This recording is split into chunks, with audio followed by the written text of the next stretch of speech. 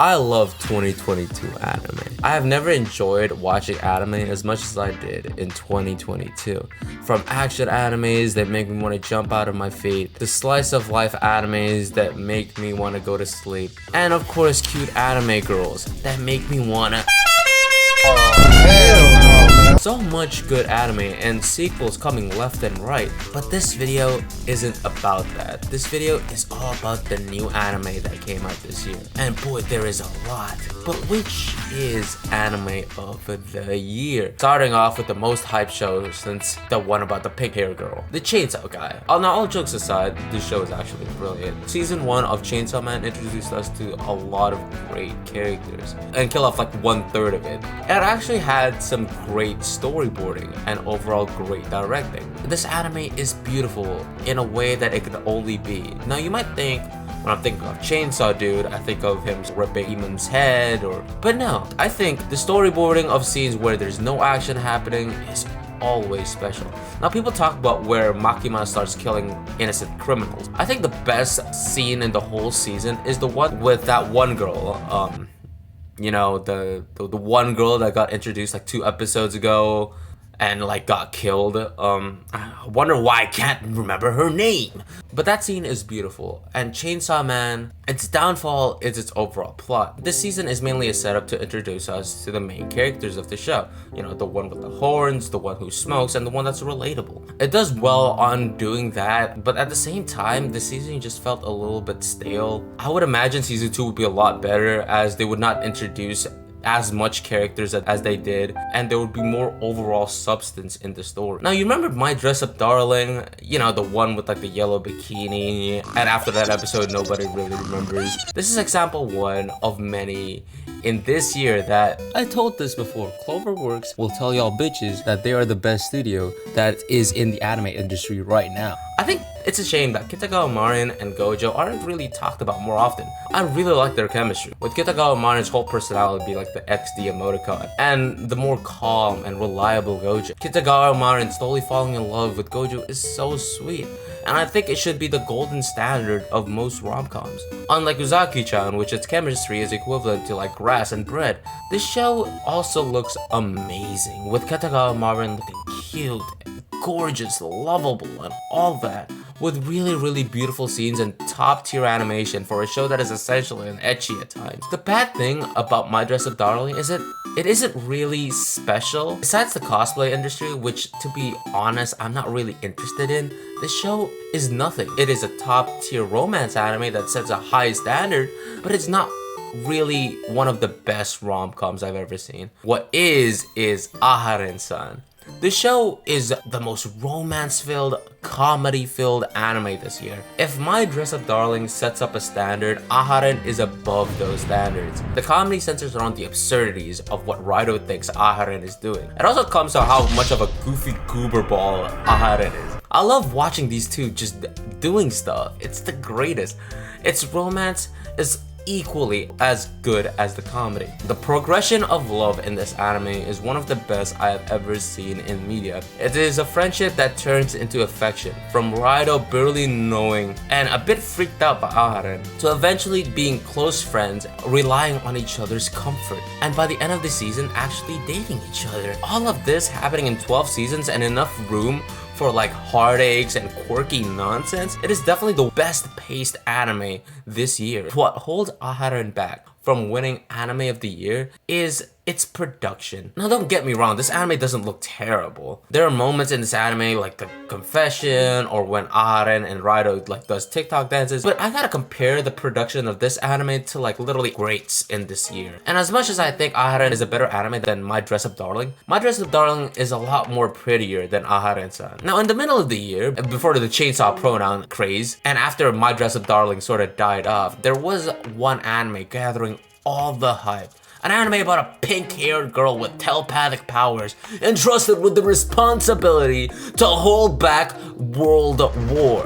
And a spy and a murderer too. Spy X Family, or Spy Family, Whatever, who cares? I'm not gonna lie to you, I did not like season 1 as much. I understand why the show was likable. This is also another great Cloverworks and collaboration with studio adaptation, which indicates some great production. It also is a very inoffensive show. There's no cursing, no nudity, Anya is adorable, Lloyd is cool, Yor's meh. The comedy in Spy X Family is basically how adorable Anya is. And of course the countless very screenshotable PFP materials that Anya does. What makes me actually put this anime into this video is the second core of the anime. Now the first season had the same problem that Chainsaw Mail did, introducing characters and establishing chemistry with one another. It felt boring. It took a while for it to get going. When the first season is mainly focused on certain arcs, whether it's the family forming together or trying to get Stella, the second core is less plot heavy and with like shorter stories. It became almost like a slice of life. I personally think that fits Spy X Family more than the overarching arc to save the world. The change made both Lloyd and Yor less serious and more quirky. I grow to like Yor a lot more in the second core than in the first core. She gets a well-needed personality. In the first season, she's like a murderer that's not hot. What's the most unattractive thing a girl can do? Probably kill my parents. Yeah. But in the second season, she's more focused on how she's dumb, she's like a bit nasty when she's drunk, and the introduction of Nightfall does so much for Yor's character, making her character more like a wife than a murderer. Now, if that first season didn't exist, I think Spy X Family would probably win Anime of the Year. We gotta talk about Do It Yourself. One of the most passion-filled, emotional, and best vibes anime of the year. The constant positivity of Yua Serafu and the childish demeanor of her, Purin being an adorable tsundere but also a great and caring friend. The always charismatic Jobko that I will always have a thumb ready every time she says good job. Kokoro, Bucho, Takumi as well. Having chemistry that equals the best slice of life that's ever created. Look, Pinecham has shocked me on how great of a studio they are.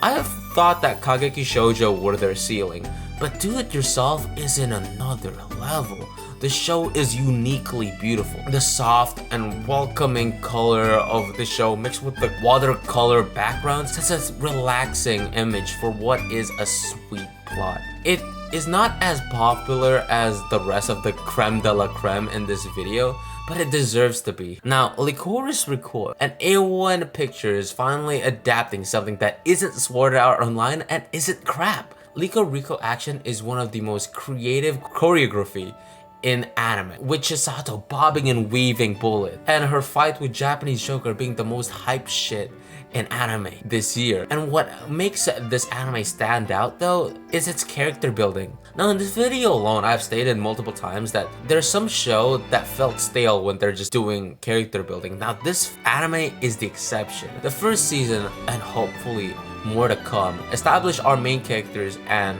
the chemistry. Chisato, Takena, Kurumi, Mizuki, to an extent Japanese Joker.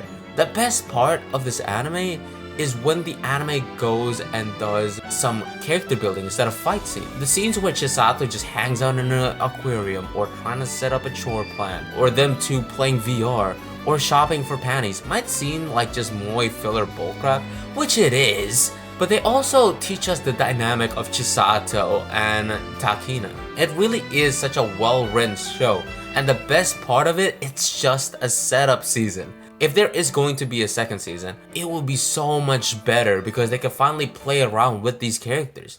Cyberpunk is an amazing anime. It's a Studio Trigger anime. Now, if you know anything about anime studios, Studio Trigger production has always been so creative. Cyberpunk is obviously based on the game, you know, GTA San Andreas. The themes of that game is there and always present in the anime. It's essentially the same world. The action in this anime is truly special. Always breathtaking, always the hype.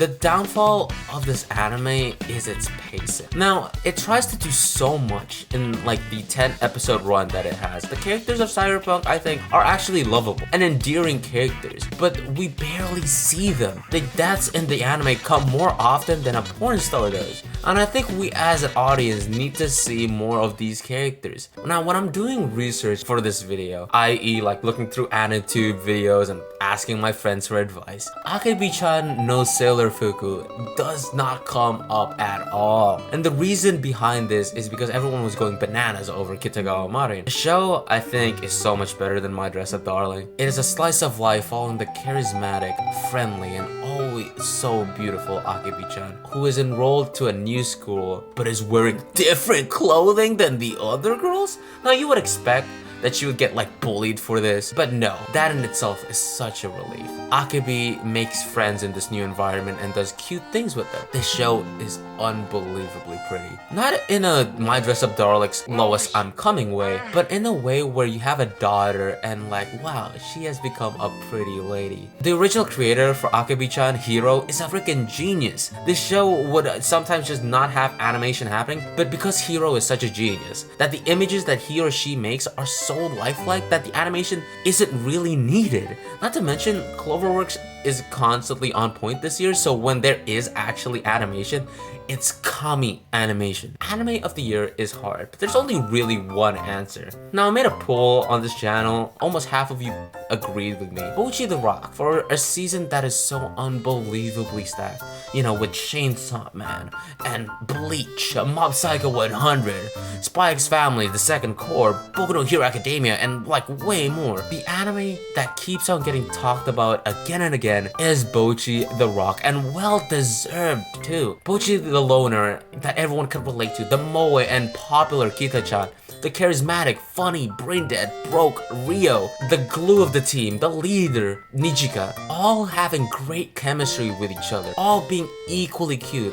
all being S-tier anime girls. Not to mention Nijika's big sister and the sake lady. Oh my god, I love the sake lady. And as a side note, I hope that there is actually a long version of the psych rock song that she was playing. That's a good transition to how great the songs are in this anime. This anime is advertised for people that love J-rock or just love rock in general. Now, every single song in this anime is a banger. Every single one is in my playlist. And of course, the production. There's so many anime references in this anime, it's actually ridiculous. With your Dragon Balls, with your Ashita no Joe, with your Evangelion, with your Fully Coolies, and way more. The show can also shift from like pretty animation to like freaking ayahuasca in like a second. The comedy is basically banking on how relatable the anime is. The overall theme of being a loner and an antisocial and overcoming all of that because of how hilarious and relatable the show is. So it's emotional moments and one of the most creative animes to ever exist. Bocchi the Rock is your anime of 2022.